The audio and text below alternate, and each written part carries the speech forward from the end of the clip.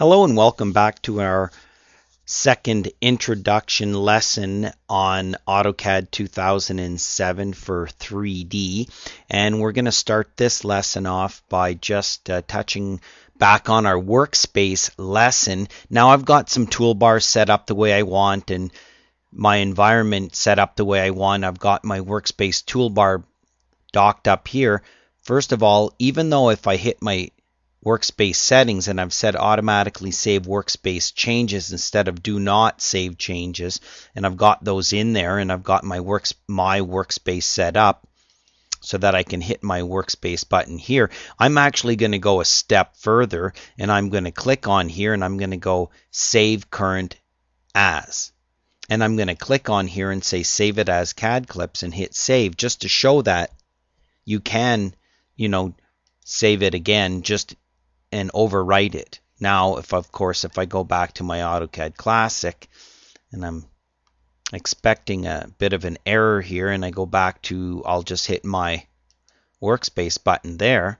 Okay, you'll notice that the modeling tab and the visuals, visual style is okay, but I notice that the modeling one keeps switching back to be horizontal. So I'm not sure what's causing that. So that's just a little kind of glitch in there. But the main thing is my workspace settings, and then save stuff inside of here. So now we're going to talk a little bit about the solids themselves and some primitives, which are these objects over here. And I'm going to zoom out here a little bit and just kind of talk about how they work and how grips are a huge improvement with solids finally, which is really nice. So we can start off with just our box command, and I'm going to switch over here to be a 3D isometric view. Seen this many times. We can click on here and we can type in numbers, and we can use our object snap and our object tracking, etc. to do this. Doesn't matter how we pick the points. And then I go in, start here, click. Again, doing a rectangle, I can use snaps and at and etc. and use my different depending on if I have dynamic input turned on, etc. But the main thing is I can draw that and then I can drag it up. Once I have that, I can grip on that solid object now, stretch it out. If you grab the square grip in the middle, we can move it, okay, depending on how you want to do that. And then, of course, depending on your visual style, click on here, you might be able to, move some objects around. Remember this guy over here, by hovering on there we can do that, etc. So now we can go and draw some more shapes as we saw before, and they all have kind of their own characteristics. Cone, draw them up, sphere, okay, a torus. Read the command line, specify center point here, specify radius or diameter here, and then the thickness of the wall there. Okay, M for move it over. Okay, pyramid, kind of like a square. Again, you can use your ortho if you want. Okay, you can also read your command and type in numbers, etc. along here. Got a new one over here, polysolid, which is kind of like drawing a wall. First thing we want to probably do is specify a height, H for height, and say I want it to be this high. And then I'm going to say W for width, and I want it to be, this wide. And then I can pick some points. The new polysolid command works really good. Oh, after all that, I hit escape too quickly. Good thing it remembers my settings.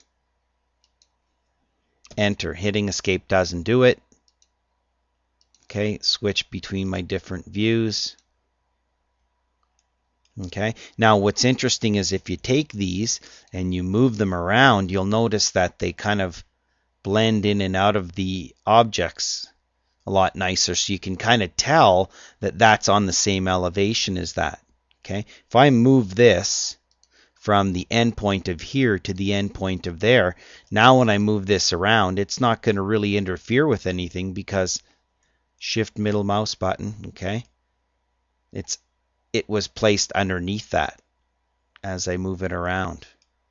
Okay, so let me undo that right back to its original location. So I can take this And as you move these objects through each other, you can see it's really nice that you can kind of tell visually where they are. So I don't know what to say. This is just huge improvements. Visually being able to see if things interfere. Okay, we can place that on there, hit escape. Okay, you can click on it and then you can grab these grips, okay, and you can move these around. Okay, this poly-solid in particular, you can do some really neat stuff with it because you can grab these grips and stretch the width factor, etc. like that. Okay, maybe bump that out like that. Okay, so poly-solid, this guy is just super fantastic tool that you can use to create whatever you want. Okay, other objects, depending on what you have, will depend on where your grips are with those objects. Okay, again, using your object snap, whatever you want. Add your materials later. Go in here, click on this. Okay, starting to look like what some pretty high-tech animation and 3D solid modeling softwares have had, and we're very grateful that Autodesk has now got on board with that. So we can use that. Okay, those are our primitives inside of here. We also have a helix. Pick on the helix. We're going to read our command line. Specify the center point here. Specify the base radius here. Specify the top radius here. Specify up. I don't know what else to say. That is just super fantastic. Okay, and then you can use these objects and extrude things around them and stuff. And again, that has grips. Okay, so I know, of course, mechanical people have great use for this type of thing. Okay, so there's just some of the primitive objects that come with AutoCAD 2007 in 3D, and we're going to work through some more of these over here. Again, this is the modeling toolbar. Right click, modeling. Okay, we're going to get into some more of these with our extrude and push pull and stuff like that, where you can go in and pull faces off and all kinds of great stuff like that. Push, pull, pick on here, pull that face out. Once you've done that push pull, you'll notice you'll lose your grips. Okay, I can go down to here and pick on this object, and I can grip it and do all kinds of great stuff with it. Once I go in here and use my push pull, pick that face, I can pull that face off, which is really nice. Okay, same as I can go over to here, pull this face off. Okay, once you've altered it from, I'm going to use shift middle mouse button here. Once you've altered the object, it loses all its great little primitive grips, and of course you can do other things with it as well. We're going to come back with the push-pull tool specifically, start to do some of the stuff. You want to have some good video memory as well, so you can see that there's our push-pull, which is starting to look like what some other 3D applications have had for a long time. So once again, thanks to Autodesk for taking and bringing this into us. So back to wireframe. Let's go back to our top view. That's again just an intro. We're going to do some more stuff on this as we move through these lessons. So solid primitives and some grips. Okay, and there's our toolbar. The dashboard. If we go up here to tools, okay, palettes, the dashboard palette specifically, and again we can have our auto hide turned on or off with this just like any other palette. Okay, the dashboard has a set of control panels. If we right click on here, we go to control panels. There's a 2D drafting, a 3D make, 3D navigation, visual styles, lighting, materials, rendering. Okay, those are all available. These are these individual panels that we see over here. And once again, this is just an introduction. We're not going to go into great detail with this. We're going to come back and revisit. But you'll notice a lot of this stuff here is repeated basically from over here. This is the modeling toolbar over here. This is the 2D. You see that all our 2D drafting. This is our 2D drafting, and then we have different flyouts if there's not enough room to show all the objects on that individual toolbar. So the dashboard, again, tools, palettes, dashboard, which is what we're seeing here, is a control panel of toolbars.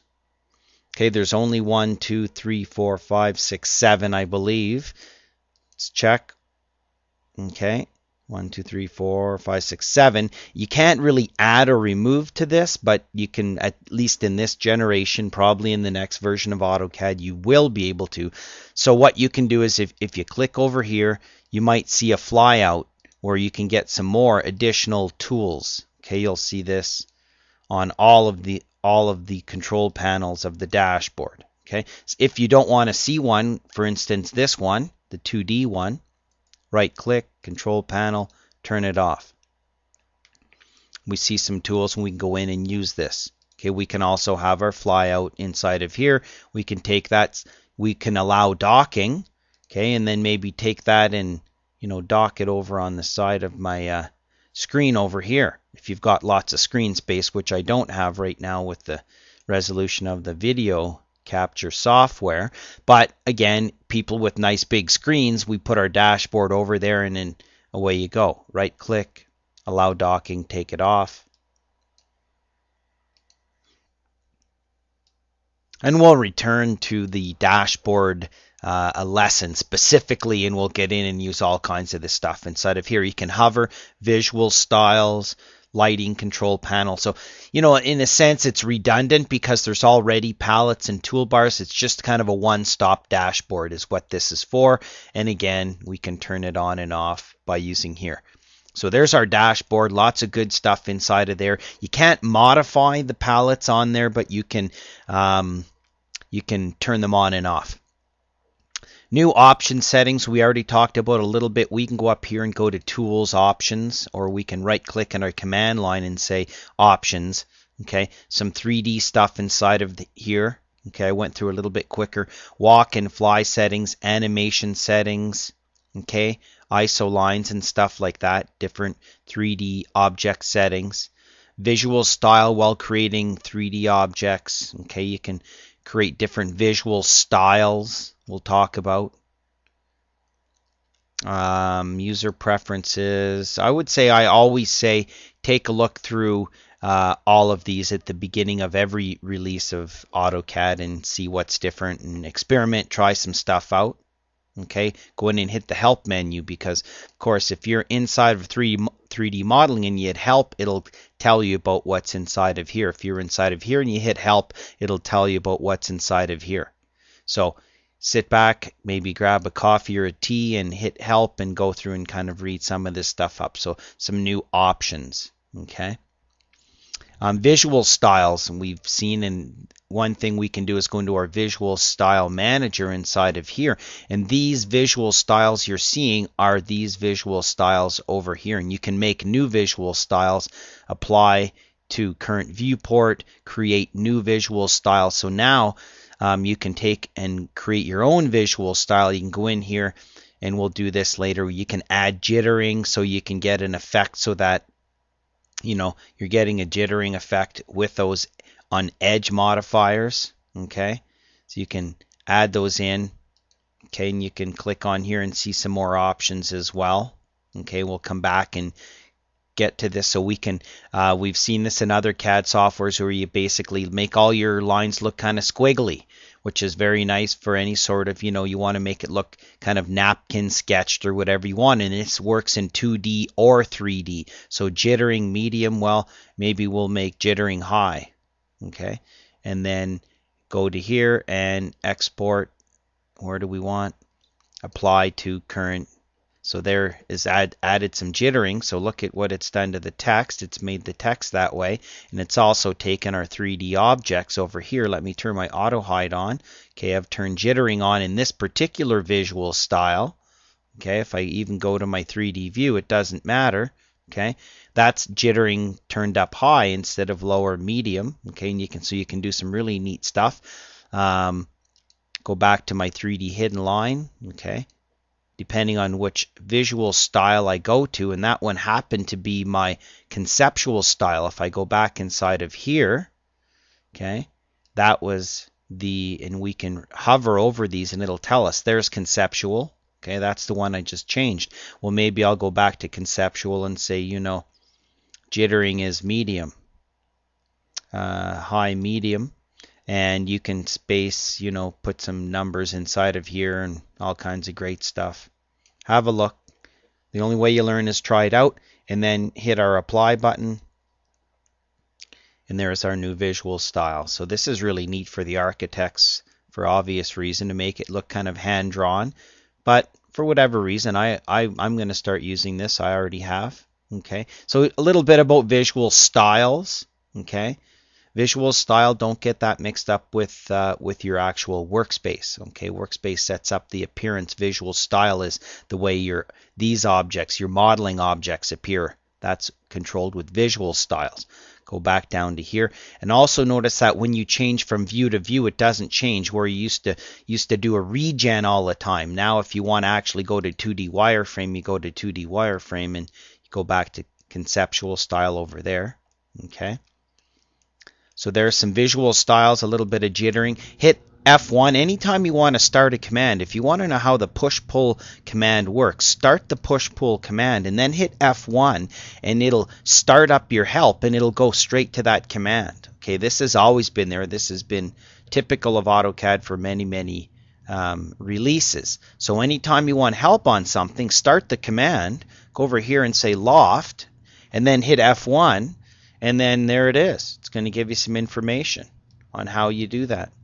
Different tools and stuff. Okay, so use your F1 and get some help.